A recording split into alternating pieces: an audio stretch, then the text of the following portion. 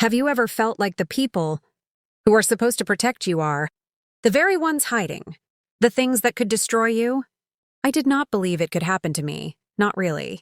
I grew up thinking my father was untouchable, a man admired by everyone, a hero in the eyes of the neighborhood and the company he ran. Everyone saw him as strong, flawless, and untouchable. I saw him as my father. I thought I knew him. I was wrong. I swear I had no idea how much he had been hiding, and when I finally found out, it changed everything. It started on a Sunday evening, one of those evenings when the sky is gray and the house feels heavier than usual. My father, Richard, was acting strangely. He was quiet, pacing the living room like a man who could not contain something, while my mother kept glancing at him nervously, trying to keep the peace. Marcus, my brother, sat in the corner, scrolling through his phone, pretending he did not notice the tension. And me? I came home from work laughing, ready to tell a silly story about my day, expecting the usual teasing from Marcus or my father's dry commentary. But the moment I stepped in, I felt it, the weight in the air, thick and suffocating, like the house itself was holding its breath. "Go upstairs, Emily," my father said, calm, but with an edge I had never heard before. "Why?" I asked, trying not to let my voice shake. "What is going on?" "Nothing you need to worry about," he said. His voice was controlled, but I could hear the lie. I could always hear the lie. I went upstairs, but sleep did not come. My mind raced, spinning through every little detail I had ever noticed but ignored. The way his hands shook slightly when he poured his wine, the way his eyes darted as if tracking something invisible. Something about that night told me everything had changed. I realized I had been living in a house built on lies, and it was time to find out the truth. The opportunity came sooner than I expected. My father's study was always off limits, his business space, as he called it. But that night, while he and my parents were distracted with some family argument in the living room, I slipped in. The soft hum of his laptop caught my attention immediately. I hesitated, my hands trembling as I approached. At first, it looked like normal work. Emails, spreadsheets, tax reports, but then I noticed a folder marked private. My heart pounded as I clicked it open. Inside there were documents, spreadsheets, and photographs. Some were harmless, but others made me freeze. These were records of people I had grown up hearing about or passing in the neighborhood, whose lives had been quietly destroyed. There were bank transfers, bribery receipts, and lists of names of people my father had ruined financially, professionally, emotionally. Some of the images were of my family, in ways I cannot describe without my hands shaking. I had stumbled upon a hidden life, one that was built on manipulation, betrayal, and cruelty. I did not sleep that night, and for the next few weeks I became obsessed. I returned to the study whenever I could, deciphering encrypted files, cross-referencing names, and piecing together the extent of my father's crimes. Marcus was distant, my mother anxious, and my father remained the same charming, intimidating figure in public. But I saw him for what he was. The man everyone admired was a predator hiding behind a mask, and our family was living inside that mask, blind and vulnerable. I started documenting everything, keeping a detailed journal of what I discovered: names, dates, transfers, communications. I knew that if I was going to act, I needed proof. Not just suspicion, not just anger, proof. And as my anger grew, so did my determination. I realized that this was no longer curiosity. It was survival. One night, I overheard my father speaking to Marcus in hushed tones. "She is snooping around more than ever," Marcus said. "She will not find out," my father replied. "I have controlled this family for too long. She is just a girl. She does not understand the stakes." My blood ran cold. They were talking about me as if I were an insect to be ignored or crushed. I realized then that discovering the truth had put me in danger. One wrong step and everything would collapse. My family, my life, maybe even my freedom. But I could not stop. I would not stop. I began reaching out anonymously to people who had been affected by my father's actions. One of them was Claire Dawes, a woman who had lost her nonprofit organization after my father had undermined her efforts. We met secretly in a parking lot behind a diner. Claire looked exhausted, worn down by years of fighting back and being crushed. But when she saw the documents I brought, her hands trembled and her eyes widened. "He is worse than I thought," she said. Her voice was steady but low. but he is sloppy. He always thought he was smarter than everyone. Her words gave me strength. I realized that exposing my father was not just about revenge. It was about reclaiming my life, reclaiming the lives of those he had destroyed, and finally breaking free from his control. But it would have to be done carefully. Every step had to be deliberate, strategic, and hidden. One misstep and he would destroy me before I could expose him. I started acting normal at home, pretending to be the dutiful daughter. Sunday dinners, casual conversations with Marcus, polite smiles from my mother. All the while, I was watching, planning, collecting information.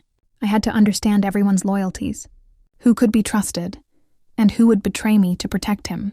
Then came the hardest part, my mother. I thought she would understand, that she might help. But one night, I caught her in the study holding one of the envelopes I had taken from my father's private box. Her eyes were tired, resigned, and cold. "Do not do this," she whispered. "For the family, for Marcus, for all of us." I realized then that she had already made her choice. She had traded truth for safety long ago, love for comfort. I did not hate her. I felt pity. She had been a prisoner of her own bargain, and now I had to continue alone. "Do not do this," she whispered. "For the family, for Marcus, for all of us." I realized then that she had already made her choice. She had traded truth for safety long ago, love for comfort. I did not hate her. I felt pity. She had been a prisoner of her own bargain, and now I had to continue alone. That night, I wrote a new rule in my journal. Do not trust sentiment where systems of control exist. I would not allow fear, love, or loyalty to stop me. If my mother would not act, then I would. The people my father had destroyed deserved justice. More than my family deserved comfort. And then I realized something terrifying but freeing at the same time. Revenge would not just punish him, it would liberate me. It would finally give me control over my life, over my story. I would no longer be his pawn, his obedient daughter who pretended everything was fine. I would be the force that exposed him, the mind that unraveled his empire, and the voice that made him answer for everything. That thought hardened me in a way I had never felt before. I was ready. The days that followed felt like walking through a storm I could not see. But I could feel every drop, every glance, every whisper in the house. Every small movement became part of the game I was playing. I knew my father was watching me, trying to see if I was slipping, trying to anticipate my next move. But I had learned his patterns, studied his arrogance, and I realized that overconfidence was his weakness. I began to gather more evidence quietly. I accessed emails, recorded phone conversations, and kept meticulous notes of everything unusual. Every transaction, every suspicious contact, every lie my father told was cataloged. I had allies too, people who had been hurt by him, Claire, as I mentioned, and a few others who trusted me enough to risk speaking with me. They provided insider details I could never have discovered on my own. The web of deception my father had spun was massive, but cracks had begun to appear. Then came the first real test. My father invited me into his study one evening. He was calm, the same charming, untouchable man the world adored. But I could see it, the flicker of suspicion in his eyes, the way he observed me, weighing every movement. "Emily, I know you have been curious," he said, his voice smooth, deceptively casual. "I think it is time you understand how things work." I nodded, hiding the tremor in my hands.